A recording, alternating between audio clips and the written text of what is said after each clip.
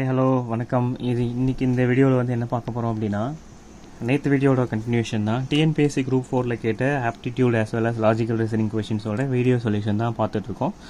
So next இங்கே என்னென்ன questions கேட்டிருக்காங்க, அதை எப்படி சால்வ் பண்ணலான்னு பார்க்கலாம். ஃபஸ்ட்டு கொஷின் வந்து கயல் வந்து 5 டசன்ஸ் ஆஃப் எக்ஸ் வந்து வாங்குறாங்க. ஸோ அந்த 5 டசன் எக்கில் 45 எக் வந்து நல்லா இருக்குது, மீதி வந்து அழுகி போயிடுச்சு அப்படின்னு சொல்கிறாங்க.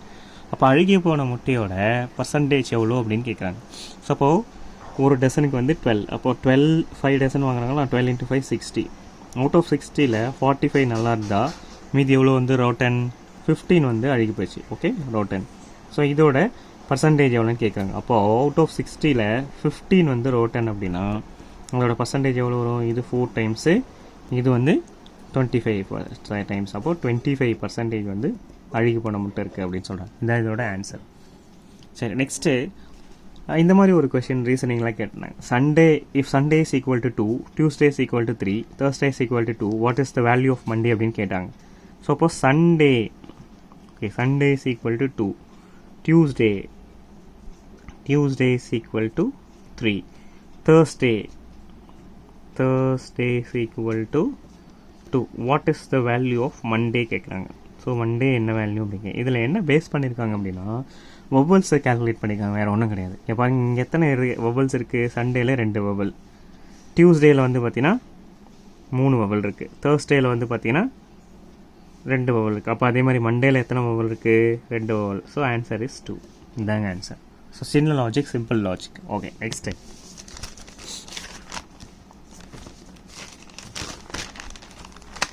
நெக்ஸ்ட் கொஷின் எனக்கு கேட்டிருக்காங்க.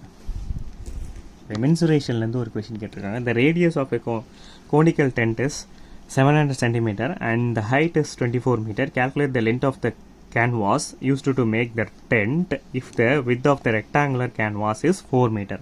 ஸோ என்ன பண்ணுறாங்க அப்படின்னா, இங்கே பாருங்கள், ஒரு ரெக்டாங்குலர் கேன்வா இருக்குது. ஸோ இதை வச்சு ஒரு கோனிக்கல் டென்ட்டை வந்து உருவாக்கணும். ஓகே, ரெக்டாங்குலர் கேன்வா வச்சு ஒரு கோனிக்கல் டென்ட்டை உருவாக்கணும். ஸோ இதோட டைமென்ஷன் கொடுத்துருக்காங்க. ஸோ இதோட ரெக்டாங்குலர் கேன்வாவோட லென்த்தை தான் கண்டுபிடிக்க போகிறோம் இப்போ. சரியா?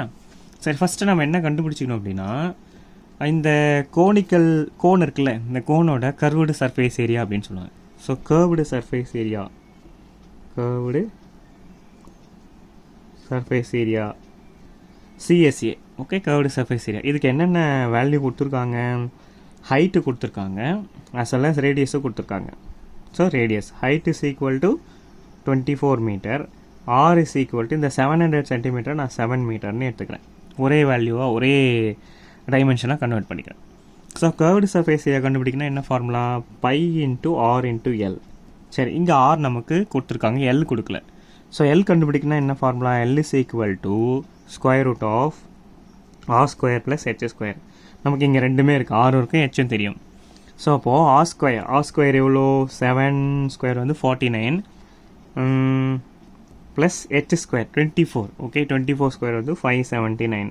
ஸோ இதை ஆட் பண்ணும்போது நமக்கு என்ன வரும்? L is equal to square root of 625 வரும்.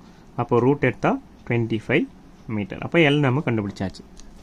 ஓகே, சரி, இப்போது நெக்ஸ்ட் என்ன பண்ண போகிறோம் அப்படின்னா, இப்போது இதோட ஃபுல்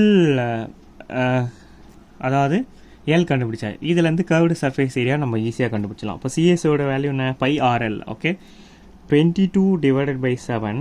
ஆர் எவ்வளோ? ஆர் வந்து பார்த்தீங்கன்னா 7 இன்ட்டு எல் எவ்வளோ?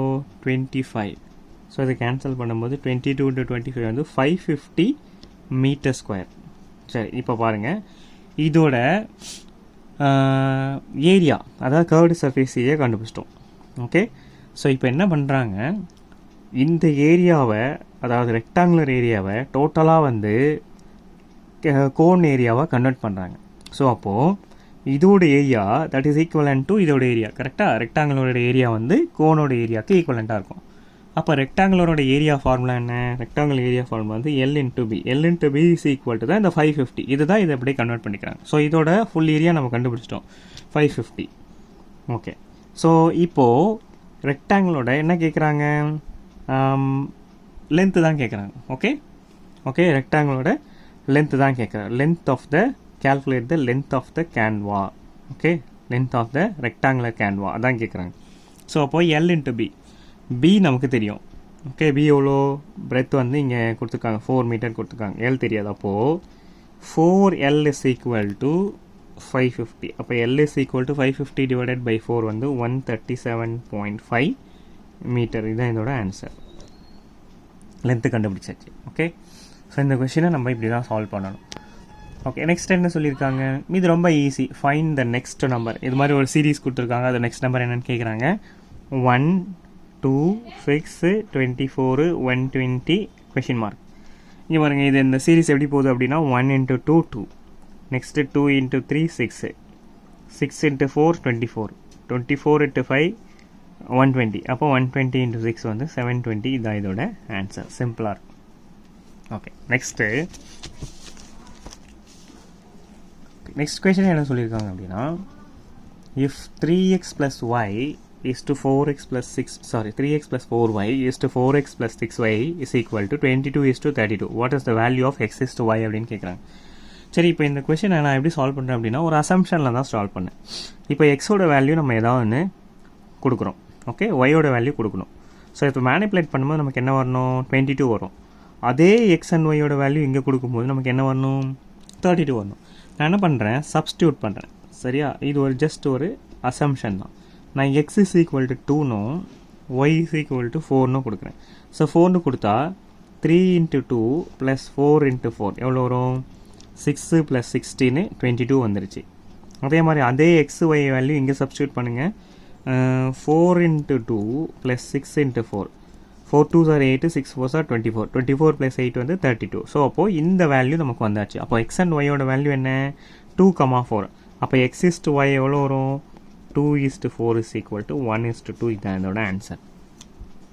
இது ஒரு அசம்ஷனில் தான் நம்ம கொடுக்குறோம். சரி, next, if 2 numbers a and b are in the ratio m:n, then the LCM of a and b is what அப்படின்னு கேட்குறாங்க. சரி, இப்போ நம்ம இந்த a and bன்னு வச்சுக்கோங்க. இந்த a, b ரெண்டுமே வந்து ப்ரைம் நம்பராக இருக்குன்னு வச்சுக்கோங்க. ஸோ இது எல்லாத்துக்கும் அப்ளிகபிள் ஆகும். ஓகே, ப்ரைம் நம்பராக இருக்குது. அதாவது it doesn't have any common factor. Prime நம்பராக இருந்தால் காமன் ஃபேக்டர் எதுவும் கிடையாது. அப்போ ஏ இஸ் ஈக்குவல் டு என்னவாக இருக்கும் அப்படின்னா 1a இருக்கும். அப்போ பி இஸ் ஈக்குவல் டு என்னவாக இருக்கும்? 1b-ஆக இருக்கும். ஓகே, அப்போ அதோட HCF காமன் ஃபேக்டர் எதுவுமே இல்லைன்னா, ஒரு 2 நம்பருக்கு எந்த ஃபேக்டருமே இல்லை அப்படின்னா அதோட HCF கண்டிப்பாக 1ஆக தான் இருக்கும். ஓகே, அப்போது எல்சிஎம் என்னவாக இருக்கும்? இப்போது இது வந்து நம்பர் 1, இது நம்பர் 2. அதாவது ஏன் நம்பர் 1 நம்பர் 2 அப்படின்னு சொல்கிறோம் அப்படின்னா, எந்த ஒரு நம்பரோட எல்சிஎம்மோட ஒரு பார்ட் வந்து அதோட HCF-ஆக இருக்கணும். காமன் ஃபேக்டரில் அதனால் 1. அதே மாதிரி இந்த நம்பரோட ஒன் ஆஃப் த ஃபேக்டர் அதோட HCF-ஆக இருக்கணும். இது அதர் ஃபேக்டர்னு வச்சுக்கோங்களேன். ஒரு ஃபேக்டர் அதோட HCF, அதர் ஃபேக்டர் நமக்கு என்னன்னு தெரியாது, நான் ஏன்னு வச்சுக்கிறேன்.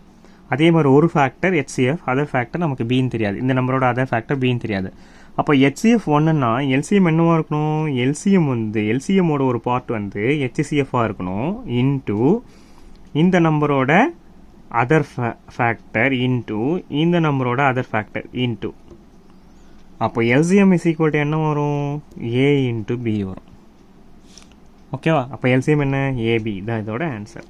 So then find the LCM of A and B தான் வந்து ஆன்சர். சரி, நெக்ஸ்ட்டு,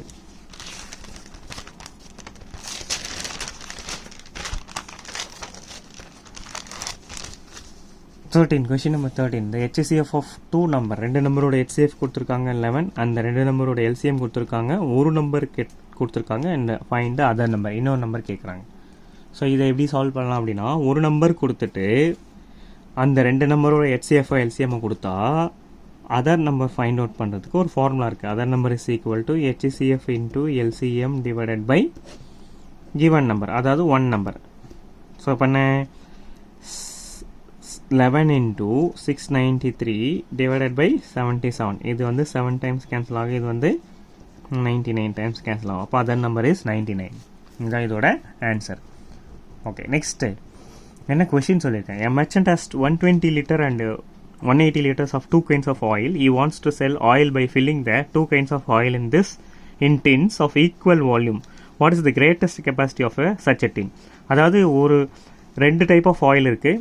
இது 120 லிட்டர் இருக்குது, இது 180 லிட்டர் இருக்குது. இந்த 2 டைப் ஆஃப் ஆயிலையும் ஒன்றா கலந்து ஈக்குவல் வால்யூமாக வந்து வெளியில் வைக்க போகிறாரு. ஸோ அப்போனா எவ்வளோ கெப்பாசிட்டி ஆஃப் டின்னு நமக்கு தேவை அப்படின்னு சொல்கிறாங்க.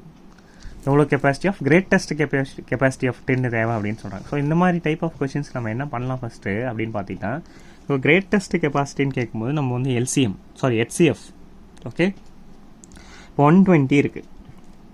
ஓகே, 120 நான் ப்ரைம் ஃபேக்டராக கன்வெர்ட் பண்ணும்போது HCF LCMனாலே ப்ரைம் ஃபேக்டர் உங்களுக்கு தெரியும். 5 × 2⁻³ × 3. இப்போ 180 நான் வந்து ப்ரைம் ஃபேக்டராக கன்வெர்ட் பண்ணும்போது 5 × 2⁻2 × 3⁻2. ஸோ இப்போ HCF எப்படி ஃபைண்ட் அவுட் பண்ணும்? ரெண்டு குரூப்பில் இருக்கிற காமன் டேர்ம் 5 இருக்குது, 2 இருக்குது, 3 இருக்குது. இதோட லீஸ்ட் பவர். இப்போ லீஸ்ட் பவர் இது 5ஓட லீஸ்ட் பவர் 1, 2ஓட லீஸ்ட் பவர் 2 அண்ட் 3ஓட லீஸ்ட் பவர் ஓகே 3ஓட லீஸ்ட் பவர் என்ன 1. ஸோ இப்போ இதை மேனிப்புலேட் பண்ணும்போது 5 3s are 15, 15 × 4 60. அப்போது எவ்வளோ ஈக்குவல் வால்யூம் இருக்கிற டின்னில் இதை போடலாம் அப்படின்னா 60 லிட்டர்ஸ் கெப்பாசிட்டி இருக்கிற வால்யூம் இருக்கிற டின்னில் நம்ம இதை போடலாம். இதுதான் இதோட ஆன்சர். Okay, next. ஓகே, இப்போ என்ன சொல்லியிருக்காங்க இந்த கொஷனில் என்ன சொல்லியிருக்காங்க அப்படின்னா, விக்னேஷ் வந்து 10,000 ரூபா வாங்கியிருக்காரு. 2 இயர்ஸ்க்கு 4%க்கு சிம்பிள் இன்ட்ரெஸ்ட் ஓகே தனி வட்டிக்கு வாங்கியிருக்காரு. அதே அமௌண்ட்டை அவர் என்ன பண்ணுறாரு, வேற ஒருத்தர் சஞ்சய்க்கு அதே தனி வட்டியில் 6%க்கு 2 வருஷத்துக்கு கொடுக்குறாரு. அப்போனா இப்போ இதில் வாங்கி 4% வாங்கி 6% கொடுக்கும்போது அவருக்கு எவ்வளோ வந்து அந்த டிரான்சாக்ஷனில் லாபம் கிடைக்கிது அப்படின்னு கேட்குறாங்க. சரி, இப்போ இது ஒன்றும் இல்லை, சிம்பிள் தான். ஸோ கெயின்னு லாபம்னு பார்க்கும்போது 6 4 அப்போ எத்தனை பர்சன்டேஜ்? 2% லாபம். ஓகே, அப்போது தனி வட்டியோட ஃபார்முலா என்ன? PNR / 100. P எவ்வளோ? 10,000 இன்ட்டு R எவ்வளோ? 2 years. N எவ்வளோ? R வந்து 2%, N வந்து 2 years டிவைடட் பை 100. இதை கேன்சல் பண்ணும்போது 2 2s are இதை 2 0 கேன்சல் ஆகும். 2 2s are 4, 4 × 100 400. அவனுக்கு எவ்வளோ கெயின் கிடைக்கும், லாபம் கிடைக்கும் அப்படின்னா இந்த டிரான்சாக்ஷனில் 400 rupees லாபம் கிடைக்கும்.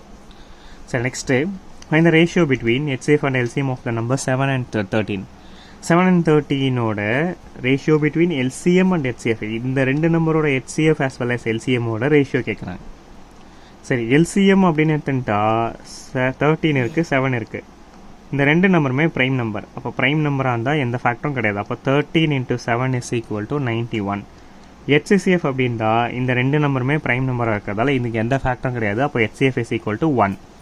ஸோ அப்போ அதோட ரேஷியோ என்ன? HCF is to LCM போடும்போது 1:91. இதுதான் இதோட ஆன்சர். ஸோ இன்னும் இதே மாதிரி வந்து இன்னும் கொஞ்சம் சில கொஷின்ஸ்லாம் இருக்குது. அதை நெக்ஸ்ட் வீடியோவில் டீட்டெயிலாக பார்க்கலாம். எல்லா கொஷின்ஸும் வந்து பார்த்திங்கன்னா ஒரு ஸ்மார்ட் வேலை எப்படி சால்வ் பண்ணணும் அப்படின்றது சொல்லியிருக்கேன். ஸோ எதாவது ஃபீட்பேக் இருந்தால் நீங்கள் கமெண்ட் பண்ணுங்கள். தேங்க்யூ ஃபார் வாட்சிங் மை வீடியோ. தேங்க்யூ.